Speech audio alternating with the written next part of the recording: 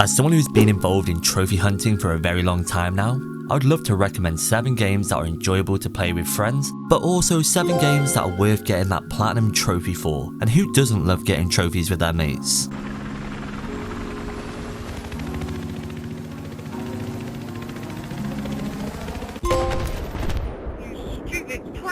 It's worth noting that I've left out It Takes Two and A Way Out. These two are great co-op games, don't get me wrong, but both of these games have been extensively reviewed on YouTube, so let's try and find some more hidden gems and some co-op games that are worth playing.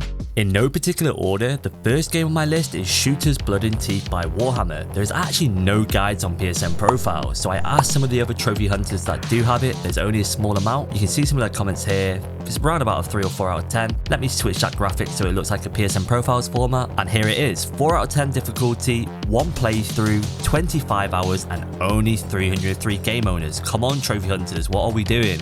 When I found out about this hidden gem, I couldn't resist. I had to pick it up. The artwork of this game is actually all hand drawn, so I can appreciate what the devs have gone into.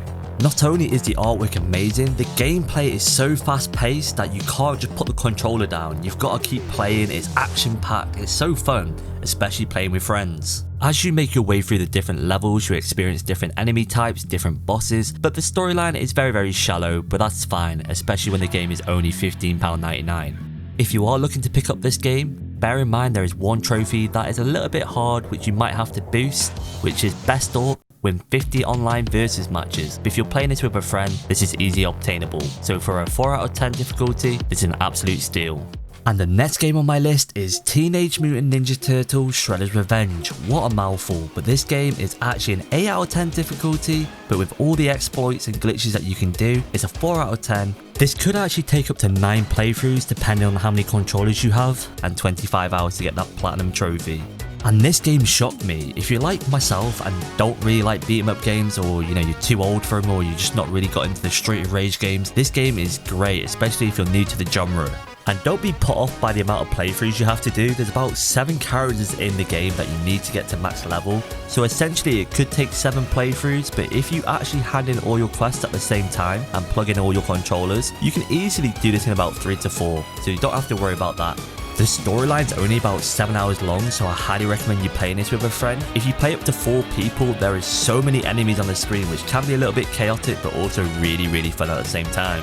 And if you've never played a beat 'em up on the PS5, give this game a go. The controls are perfect, the game is liquid, the game is just so fun to play, especially when you play with your mates. Moving on to the next game on my list is Temtem. This game is a great Pokemon clone. It's been out for about a year now, but it's still getting support to this day. And this game, it actually looks so much better than the recent Pokemon games we've got. What the hell is this? Did they just completely forget to make the environments? It just looks so lackluster. However, Temtem, everything you wish Pokemon was. The graphics are great, the combat is amazing, and let's talk more about what this video is about, the co-op experience. You can team up with your friends to play through the entire campaign together.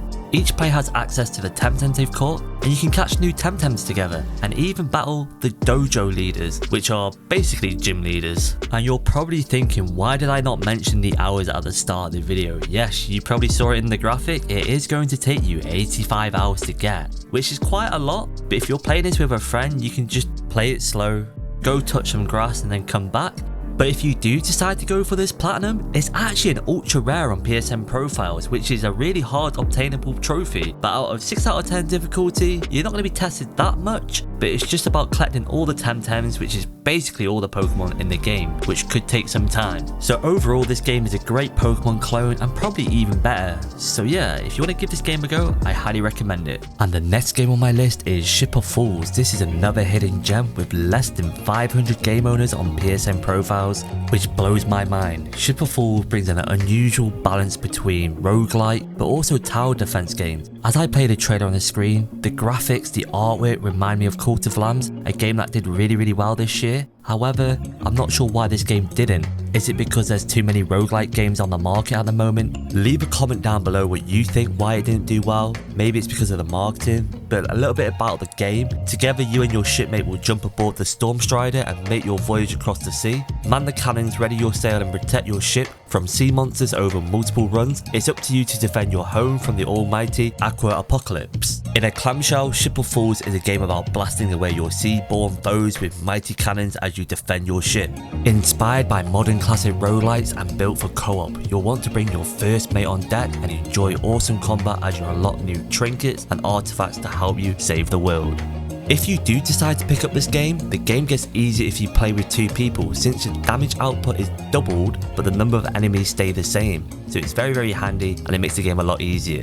Also, if you do pick up the game, you're going to have to play a solo run, co-op run, and also complete a run without getting damaged. That is why this game is a 5 out of 10 difficulty, but the game is very short with 20 hours, but you will need to do 3 playthroughs. And the next game on my list is Minecraft Legends. Minecraft Legends is a fun, calming experience that can be enjoyed solo or up to 3 friends online. However, the experience is very different from your usual Minecraft game. The game has underperformed and has done shockingly bad in terms of sales, but the game is actually really great. I've made many guides on my YouTube channel and the game is definitely worth playing co-op, but the game is not actually worth the £25 or £35 price mark. I would highly recommend waiting for this game to go on the PlayStation Plus store, but as you see from the gameplays and the visuals, it is a joy to play, especially when you're playing with friends. And as we can see the visuals on the screen, Minecraft Legends looks like a role-playing game on the surface, but it's more of a strategy game. The strategy on the game is very basic, it's very watered down, so it's very easy to get your hands on.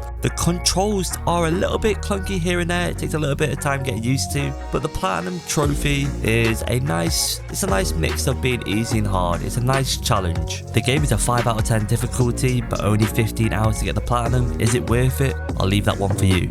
The next game on my list is a game that only has 242 game owners, and I'm only one of the few people that actually have the Platinum. And before you judge the game by its name, Conan Conan Chop Chop is a combination of challenging combat and roguelike mechanics that reward repeated runs and never leave you feeling defeated even when you die. This is a game with much more depth than its colourful and cartoony style suggests. It's also much more fun with others. Play solo or with a group though, Conan Chop Chop gameplay loop and enjoyable combat are very addictive and compel you to try just one run over and over again, especially with the loot that you can obtain. When I went for this Platinum, I actually played with one other person, but if you can play this game with 3 others, if you play in a group of 4, this game is amazing. This game gives me Hades vibes but in a cartoon style, and for £7.99 you can't really go wrong, especially if you want to play a roguelike game with a group of 4 friends. Then this one's for you, especially when it's such a hidden gem. I feel like this also deserves some more love. And for the last game on my list, I'm actually going to do a quick fire round, so these are some of the popular games that you could play, but also certain games that didn't make it due to certain reasons, which I'll explain in a second. So the first game I want to mention is Sackboy. It's a 5 out of 10, 1 playthrough and 30 hours. This game's already been on the PlayStation Plus, but it's a great game to play. The next game I want to mention is Evil West. This game's a 6.5 out of 10 in terms of difficulty, but unfortunately due to only the host getting the trophies, I can't recommend it. I don't know why in 2023 that we're still getting games where we can't get the trophies on the same host, but if you do want to play this game twice with your friends, it does look fun and probably a great game to play. But if you're looking for a more retro game, maybe look at Resogun. Resogun is a 5 out of 10 difficulty, 3 playthroughs and only 10 hours to get the Platinum. But it's a great retro game to play with your friends. I know every other YouTuber's probably recommended this game, and this is my last one on my list, which is Dead Island 2. 3 out of 10 difficulty, 25 hours to get the Platinum, and if you just want to kill zombies and have some fun with your mates, why not play Dead Island 2? And if you've enjoyed the video, don't forget to leave a like and a comment, maybe a cheeky sub, and I'll see you guys in the next one. Peace out.